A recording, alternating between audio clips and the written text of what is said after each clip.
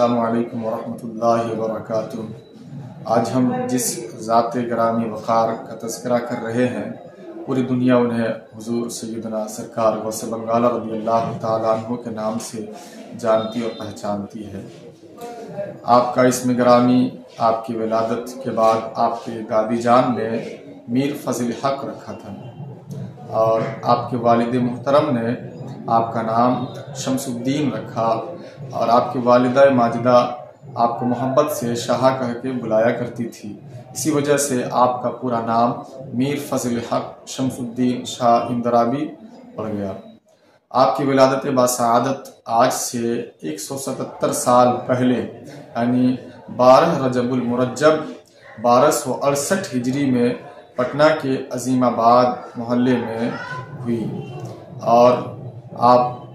جس خاندان سے تعلق رکھتے ہیں وہ خاندان بڑا عظیم المرتبت، اور اس خاندان میں بڑے بڑے اکابر بزرگان دین، اولیاء کاملین اور جید علماء کرام گزرے ہیں۔ آپ کے والد محترم کا نام حضور سیدنا دادا پیر فخر الدین سید فخر الدین شاہ اندرابی علیہ الرحمہ ہے۔ آپ کی والدہ کا نام حضرت سیدہ سکینہ رضی اللہ تعالی عنہا ہے۔ آپ جس جگہ پیدا ہوئے اس جگہ کا نام عظیم آباد ہے، اور عظیم آباد سے آپ نے اپنی زندگی کا سفر شروع کیا، اور اس کے بعد آپ تعلیم حاصل کیے، سب سے پہلے اپنے ماموں جان کے پاس اور اس کے بعد دیگر اساتذہ کے پاس، اور آپ نے یہاں تک تعلیم حاصل کر لی کہ آپ اپنے وقت کے بہت بڑے بڑے جو علماء کرام تھے، فقہا تھے، صوفیہ تھے، اور اس وقت کے جید علماء کرام میں آپ کا شمار ہونے لگا، یہاں تک کہ آپ ایک بہترین عالم دین، حافظ قرآن، قاری قرآن کے ساتھ ساتھ ایک بہترین مستند اور معتبر مفتی بھی تھے۔ آپ فتویٰ نویسی کا بھی کام کیا کرتے تھے۔ اللہ رب العزت نے بہت ساری خوبیوں سے آپ کو نوازا تھا، اور اس کے بعد جب آپ نے علمی سفر طے کیا اور اس کے بعد آپ کو معرفت کی دنیا کا سفر شروع کرنا ہوا، تو آپ کے والد محترم نے آپ کو کلکتہ کی سرزمین پر بلایا، اور پھر خلافت و اجازت سے بھی نوازا، اور اس کے بعد آپ کو قطب بنارس کی بارگاہ میں بھیج دیا گیا۔ آپ کلکتہ سے قطب بنارس کی بارگاہ میں گئے، اور 40 روز تک آپ نے ان کی خدمت کی، اور پھر وہاں سے آپ نے راہ سلوک کو اختیار کیا، اور اس کے جو بڑے بڑے منازل تھے اس کو آپ نے طے کی، اور اس کے بعد آپ 14 سال کے لیے گوشہ نشین ہو گئے۔ پٹنہ کی سرزمین پہ جو حجرہ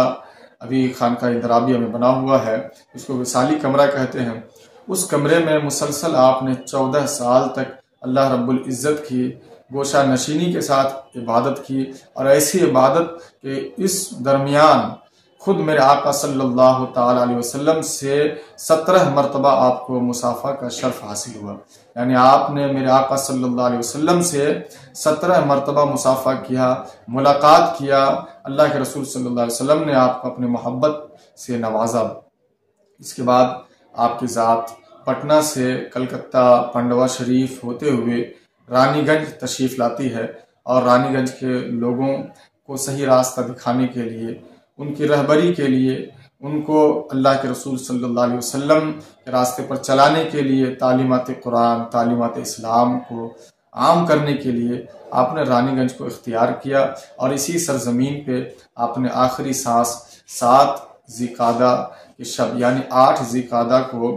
4 بجے صبح کے وقت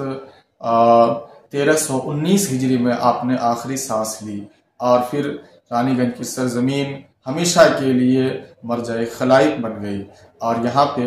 بہت دور دراز سے لوگ سالوں بھر تشریف لاتے ہیں آپ کی زیارت کے لیے، آپ کی بارگاہ سے فیض حاصل کرتے رہتے ہیں۔ صرف ہندوستان ہی نہیں بلکہ تبت، نیپال، افغانستان، بنگلہ دیش